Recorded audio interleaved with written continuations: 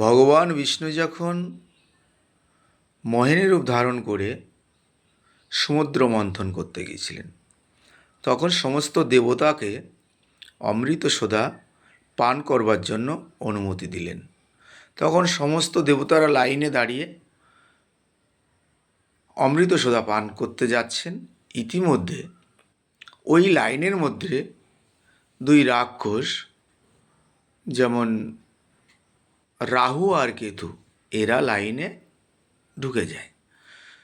ভগবান বিষ্ণু না জেনে তাদেরকেও অমৃত সুধা দিয়ে দেয়। যখন সেই অমৃত সুধা দিয়ে দেয়, ওরা যখন সেবা করতে লাগলো, তখন ভগবান বিষ্ণু জানতে পারে যে রাহু আর কেতু রাক্ষস নামে এরাও আমার কাছ থেকে সোধা পান করছে। তখন ভগবান বিষ্ণু কি করলেন? নিজের সুদর্শন চক্র দ্বারা তখন তাদের গলা কেটে দিলেন।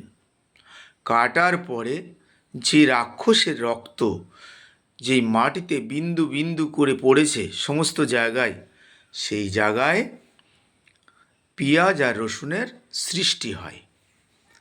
তখন দেখলেন যে রাক্ষসের রক্ত দিয়ে যদি পেঁয়াজ আর রসুনের সৃষ্টি হলো, এই পেঁয়াজ রসুন কারণ ভগবানের কোনো পূজায় দেওয়া যাবে না, তাই তখন থেকেই কোনো পেঁয়াজ রসুন ভগবানের পুজোয় দেওয়া হতো না।